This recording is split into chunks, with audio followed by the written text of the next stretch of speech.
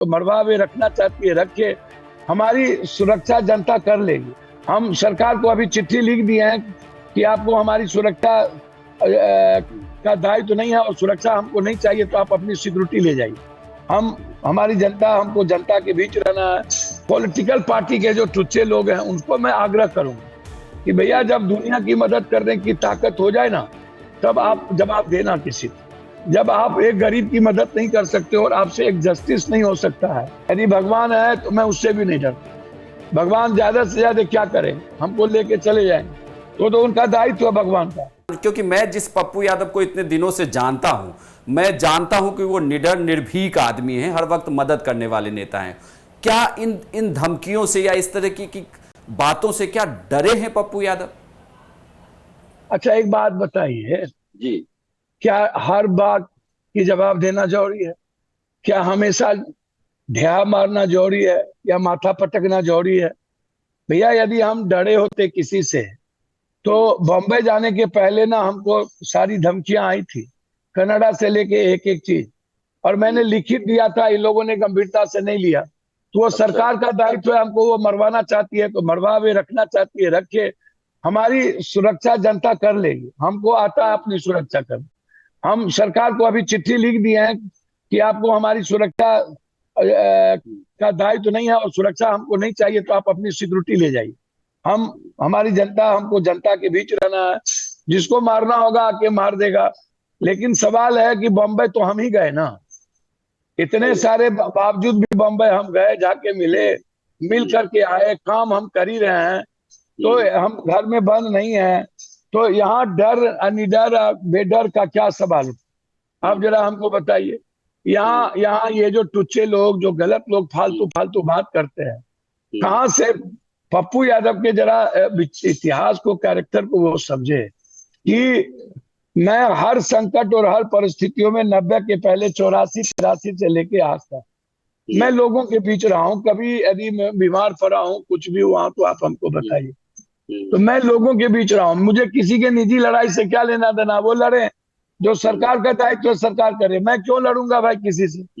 मैं क्यों कहूंगा कि मुझे डर नहीं है, आओ इस चौराहा पर हम देख लेंगे, तुम देख लो। तो मैं, मेरे में उनमें फर्क क्या रह जाए?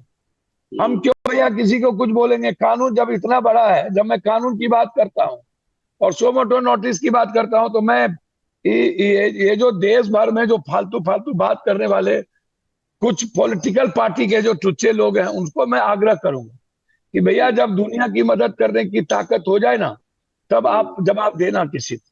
जब आप एक गरीब की मदद नहीं कर सकते और आपसे एक जस्टिस नहीं हो सकता है, आधार कार्ड का नंबर बदलने के लिए 400 रुपया और नाम बदलने के लिए 300 रुपया मांगता है और आप उसको रोक नहीं सकते हो, तो आप अपने को तिस्मार खां और बाबा बैजनाथ मत बनिए। आप यदि आरटीपीएस में और सीओ एक कर्मचारी को आप सर्वेयर से आप 40,000 रुपया दे के आप काम कराते हैं और बिजली बिल देने के लिए घूस देते हैं, और वो भी हमको ज्ञान कथा वाचक हो जाए और हमको कथा बांटते रहे, तो हम ऐसे लोगों पर दया ही कर सकते हैं, गुस्सा नहीं किया जा सकता। तरस आती है ऐसे लोगों, जो लोग अपने को तिथि के तरह आकाश गिरेगा हम ही टेक लेंगे और सिर्फ गाली गलौज की बात करता है। मुझे ये चीज अच्छा नहीं लगता है, लेकिन मुझे, मेरे लिए वो भाई है, मैं उसको जवाब नहीं दूंगा। लेकिन मैं एक बात जरूर कहूंगा, मैं धरती पर किसी से, दुनिया में यदि भगवान है तो मैं उससे भी नहीं डरता। भगवान ज्यादा से ज्यादा क्या करेंगे, हमको लेके चले जाएंगे, तो उनका दायित्व है भगवान का। हम भगवान का काम करेंगे, भगवान को जब ले जाना होगा ले जाएगा।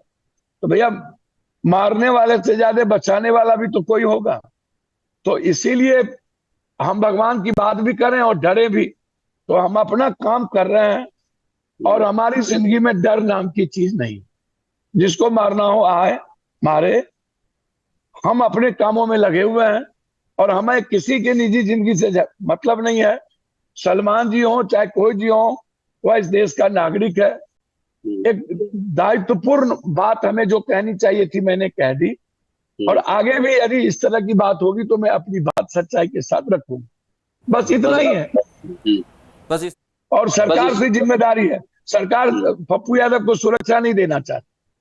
अमित शाह जी से भी मेरी बातचीत, इनको, इन लोगों को, सत्ता में रहने वाले लोगों को जट चाहिए, जो लोग गलत लोगों के खिलाफ, माफियाओं के खिलाफ लड़ेंगे, उनकी सुरक्षा की दायित्व इनकी नहीं है। तो समझे अमित भाई, समझे नीतीश जी ऐसे लोगों से घिर गए हैं जो लोग अच्छे लोगों को पसंद ही नहीं करते। बहुत लोग हैं जिनका नाम खोल दूंगा तो भंडाफोड़ हो जाएगा। तो नीतीश जी समझे कि पप्पू यादव का जीना जरूरी है कि मरना जरूरी है, ये तो सरकार तय करे।